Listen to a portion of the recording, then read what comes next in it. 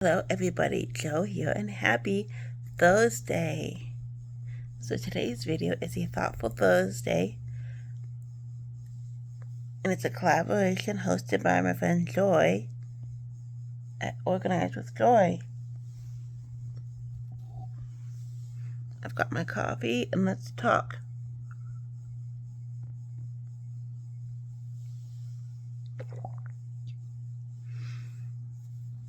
So today I want to talk about decluttering expectations. Whether those are expectations you put on yourself, expectations put on you by society, expectations put on you by family or friends. It can be,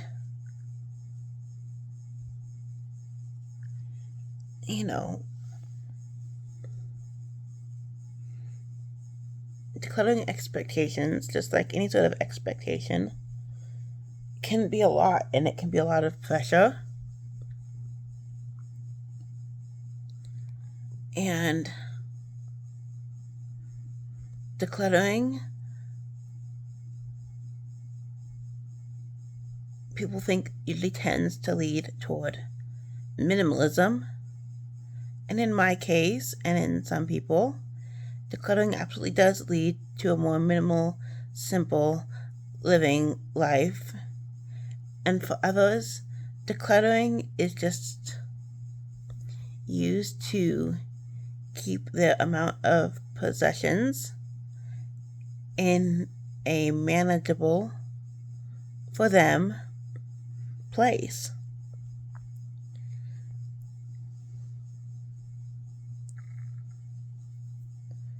And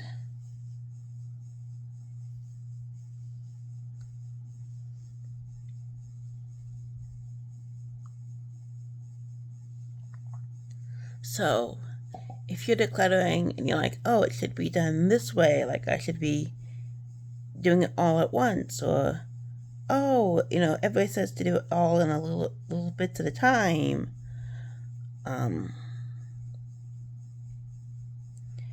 Decluttering, one thing a day. You need to do what works best for you and your brain, okay? So,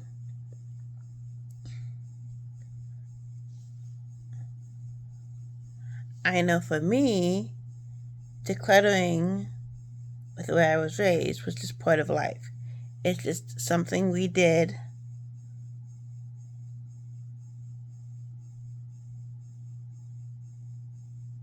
regularly,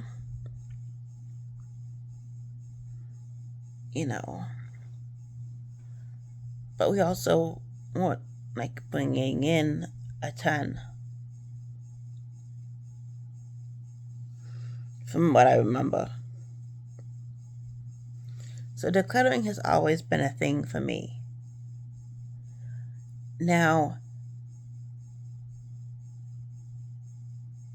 even before I went minimal, simple living in 2016, as an adult,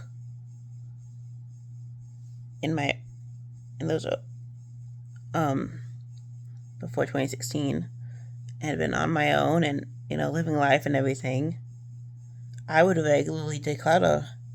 And sometimes, depending on my life situation, it was a massive, huge declutter. But by 2016, when we had gotten all my stuff out to declutter it, and I had to declutter all at once. And if you want to know why it was so much and why I had to declutter all at once, I can save that story for a future video. I have talked about it a little bit in the past, but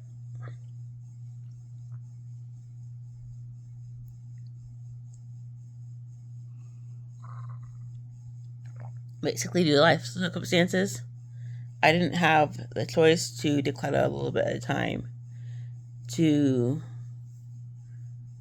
make all my stuff fit. in the place I was living, I had to declutter everything all at once.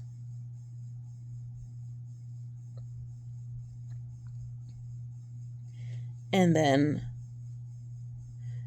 by doing that and by deciding to keep what I wanted to keep, I ended up being minimal. I ended up living simply.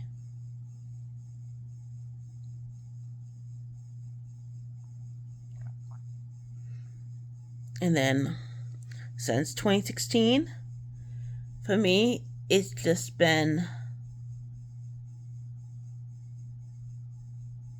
once again, you sometimes declutter due to life circumstances and needing to. Like every time I've moved, and when I haven't moved, it's been a maintenance declutter. And just being, not necessarily that I'm bringing a lot of stuff in or bringing more stuff in, because I try to be intentional with my shopping. It's just that life changes, needs change, wants change, and I end up decluttering.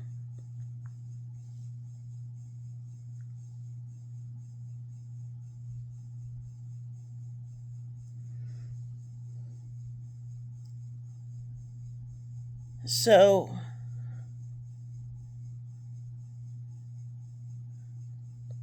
with decluttering expectations, don't keep what others tell you to keep. Keep what you want, what you need, and what fits in your space, however big or small that space is. You don't need to fill every cabinet, you don't need to fill every drawer, you don't need to fill every room. You don't need to even have furniture in like every room if you have multiple rooms. It's okay to have that empty space. It's okay to have empty walls and all those things.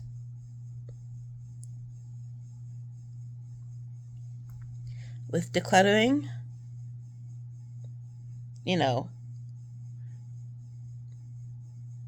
I don't expect you to go minimal. I don't expect you to go simple.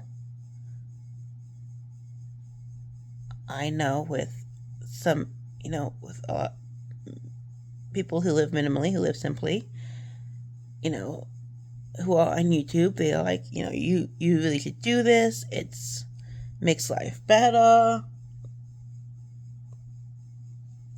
It makes everything easier. And I 100% agree with that. But if it's not for you, then that's okay. You don't need to. Whether you declutter one thing a day, one thing a month, whether you do the one in, one out rule, or one in, however many out you decide, whether you do a big declutter all at once.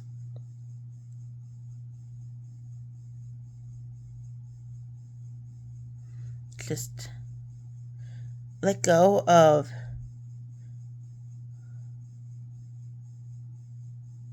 others' expectations of what you should keep, what you should declutter, how much you should declutter all at once, and just do what's best for you.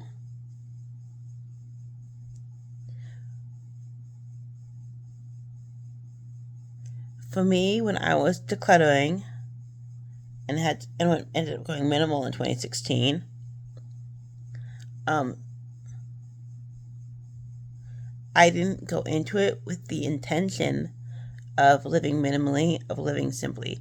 I went into it with the intention of, one, it had to fit into the space I was in, and two, I wanted it to where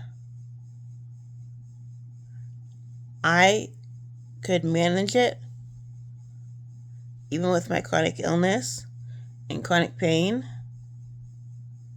And if I was in a flare or got to the point where I needed a caretaker or something and needed help, that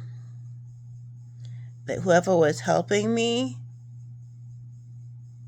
could easily manage and find my belongings.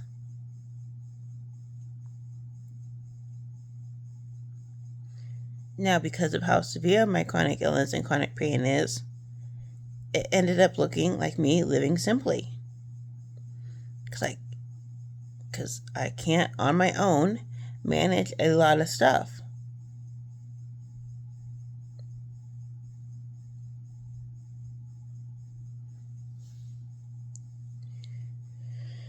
So with decluttering expectations, let go of what other people think, let go of what you think you should do, and do what is best for you. Now, if you live with chronic illness and chronic pain, I would highly recommend going minimally, going simply, because it just makes things easier for everybody. But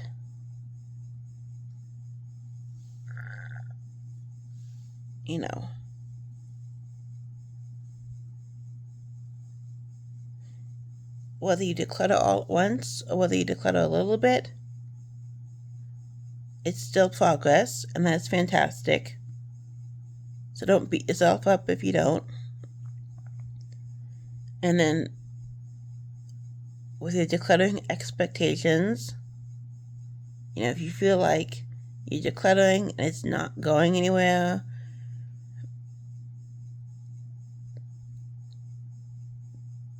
look at your shopping habits and see how much are you bringing in. How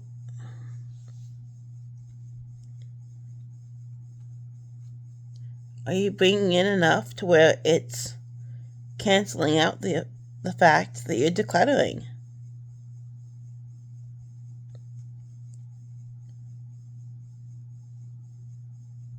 Because for decluttering to truly work, we have to be more intentional with our spending habits.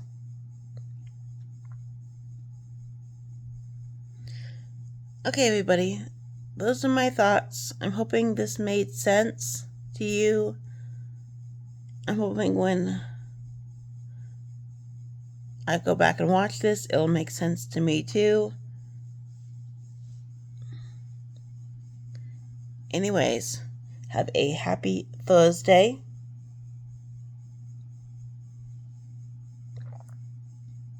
Don't forget to check out the playlist that I'll have linked in my description box below, as well as our wonderful friend, as well as our wonderful host, Joy at Organize with Joy. Sorry, I'm filming in the morning, and hence the coffee, because